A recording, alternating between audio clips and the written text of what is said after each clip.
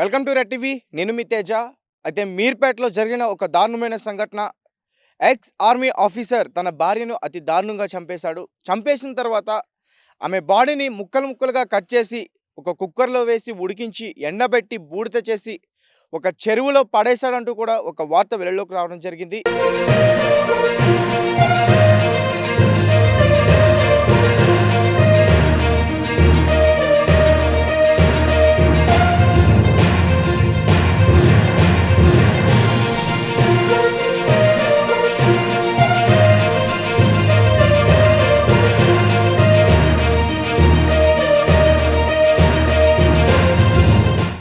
ప్రస్తుతం దీనికి సంబంధించి పూర్తి వివరాలన్నీ కూడా మనం తెలుసుకునే ప్రయత్నం చేద్దాం.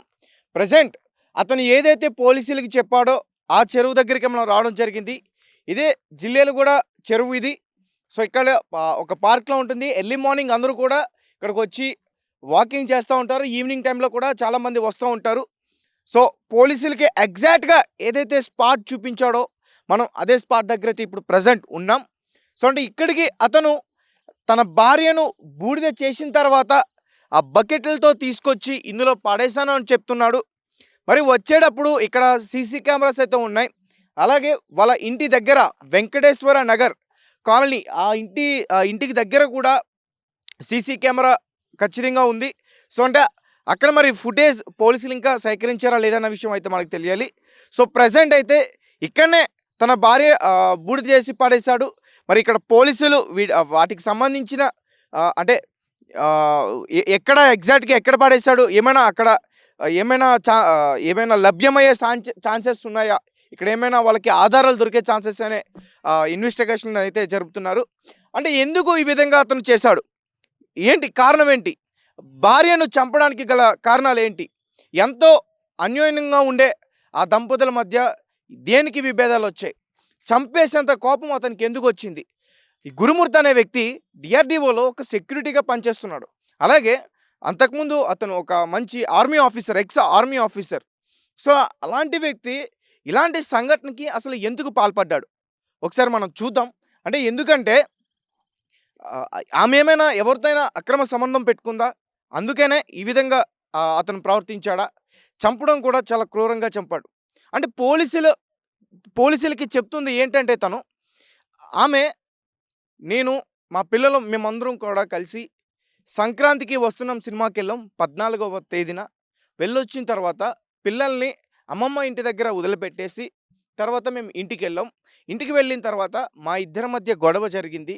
గొడవ జరిగిన క్రమంలో ఆమె తన తాళిబొట్టును తీసి నా ముఖాన విసిరు కొట్టింది. నాకు కోపం వచ్చి ఒక్కసారిగా నేను ఆమెను గోడకేసి కొట్టాను. కొట్టిన తర్వాత ఆమె స్పృహ తప్పి పడింది అనుకున్నా. కింద పడిపోయిన ఆమె ఎంతసేపు చూస్తున్నా పైకి లేకపోవడంతో వెంటనే నేను ఆమె దగ్గరికి వెళ్ళాను. వెళ్ళిన తర్వాత ఆమె స్పృహ తప్పలేదు, చనిపోయిందన్న విషయం నేను నిర్ధారించుకున్నాను. సో నేను శవాన్ని ఎలా అయినా సరే మాయం చేయాలి, పోలీసులకి ఎటువంటి ఆధారాలు దొరకకుండా ఆ శవాన్ని మాయం చేయాలి, నేను నిర్దోషిగానే ఈ విషయంలో ఉండాలని చెప్పేసి డెసిషన్ తీసుకున్నాను.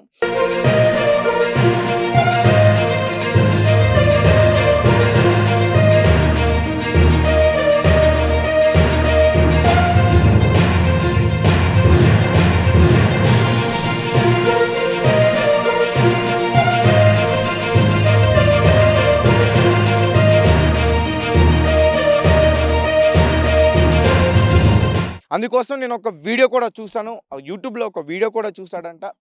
శాంపుల్గా ఒక కుక్కను కూడా అట్లా చేశాడని చెప్పేసి అంటున్నారు. అది ఎంతవరకు వాస్తవం అనేది అయితే మనకు తెలియదు. బట్ వాళ్ళ ఇంటి నిండా చూస్తే అంటే కుక్కర్ కనిపించింది, ఒక పక్క బకెట్స్, ఆ హీటరు ఇవన్నీ కూడా కనిపించాయి. అంటే ఆ చనిపోయిన తర్వాత తన బాడీ పార్ట్స్ అన్నిటిని, చేతులని, కాళ్ళని అవన్నీ కూడా ముక్కలు ముక్కలుగా చేశాడంట.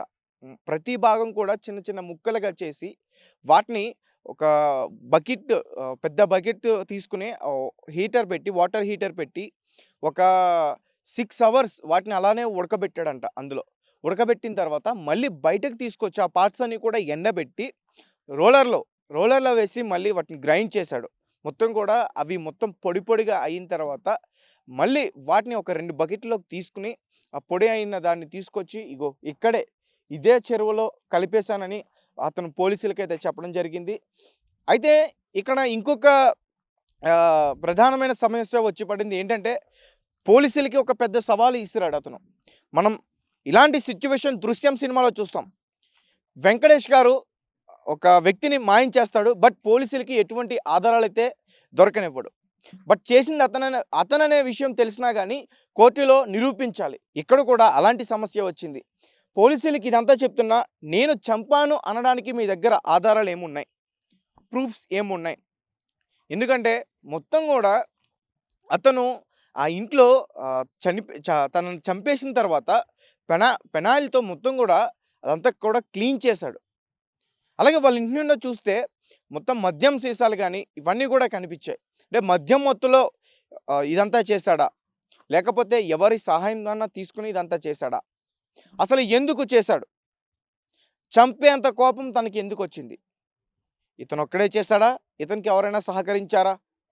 సరే, పూర్తి విషయాలన్నీ కూడా మనం తెలుసుకోవాలి. ప్రెజెంట్ అయితే నేను ఎక్కడైతే తను బకెట్స్ తీసుకొచ్చి పడేశాడో అక్కడికైతే రావడం జరిగింది. మరి అతను ఏ టైంలో వచ్చాడు ఏంటి అనేది కరెక్ట్‌గా టైం అయితే మనకు తెలియట్లేదు. బట్ ఇదే స్పాట్‌కి వచ్చాడు అతను 2 బకెట్స్ తీసుకొని ఆ బూడిద తన భార్య శవాన్ని కాల్చేసి తర్వాత బూడిద కింద చేసి ఇదే స్పాట్‌కి తీసుకొచ్చి బకెట్‌లో దీన్ని దూకి అవతలకి ఇది ఏదైతే ఉందో ఇక్కడ దీన్ని దూకి అవతలకి వెళ్ళి ఆ బకెట్‌లో ఉన్న బూడిదని మొత్తం కూడా అక్కడ పాడేశాడు.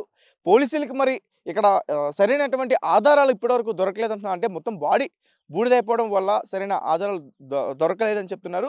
మరి ఇంకా ఫారెన్సిక్ రిపోర్ట్స్ అయితే రావాలి. ప్రెజెంట్ వాళ్ళ తల్లిదండ్రులు చాలా ఆందోళన చేస్తున్నారు. అండ్ ఇంకొకటి ఇక్కడ ట్విస్ట్ ఏంటంటే, తన భార్య మిస్సింగ్ అయ్యిందంటూ కూడా భార్య యొక్క తల్లిదండ్రులతో కలిసి మరి పోలీస్ స్టేషన్‌కి వెళ్ళి తనకేం తెలీదన్నట్టు అమాయకుల్లాగా తను కూడా మిస్సింగ్ కేస్ పెట్టాడు. తర్వాత మొత్తానికి వాళ్ళ తల్లిదండ్రులకి అనుమానం రావడంతో ఇతని మీద కేసు పెట్టడంతో పోలీసు ఇన్వెస్టిగేషన్‌లో ఈ పూర్తి విషయాలన్నీ కూడా తెలిసాయి. ఒక్కసారిగా హైదరాబాద్ మొత్తం కూడా ఉలిక్కిపడింది. ముఖ్యంగా ఈ వెంకటేశ్వర నగర్ కాలనీకి సంబంధించిన వాళ్ళందరూ కూడా చాలా భయాందోళనకి గురవుతున్నారు. ఇంత క్రూరంగా చాలా దారుణంగా చంపేశాడు. చంపిన తర్వాత కుక్కర్‌లో ఉడకబెట్టడం ఏంటి అసల? ముక్కలు ముక్కలుగా నరికి కుక్కర్‌లో ఉడకబెట్టి ఇట్లా ఇంత దారుణంగా ఎట్లా చేయబుద్దయింది అతనికి?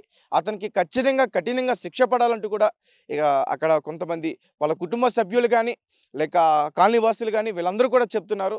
ఇది ఎగ్జాక్ట్ స్పాట్. ఇక్కడనే ఆమెను తీసుకొచ్చి చంపేశాడు. ఇక్కడ మరి ఆధారాలు దొరికాయా? లేవా? అనేది మనకి ఇంకా తెలియాల్సింది. ప్రెజెంట్ అయితే నేను మళ్ళీ వాళ్ళ ఇంటికెళ్ళే ప్రయత్నం చేస్తాను. అంటే అతను అసలు ఎలా చేశాడు? అతను ఒక్కడే చేశాడా? అతనికి ఎవరైనా సహకరించారా? అతను అంటే ఏ మత్తులో చేశాడు? మద్యం సీసాలైతే అక్కడ దొరకడం జరిగినాయి. ఆ మద్యం మత్తులో ఏమైనా ఈ విధంగా చేశాడా? 14వ తారీఖున సంక్రాంతికి వస్తున్నాం, సినిమాకి వెళ్ళాం. సినిమాకెళ్ళొచ్చిన తర్వాత ఇంటికి వెళ్ళాం. ఇంటికి వెళ్ళిన తర్వాత గొడవ జరిగింది. గొడవ జరిగిన తర్వాత నేను ఆమెను చంపేశాను అని చెప్తున్నాడు. చంపేశానని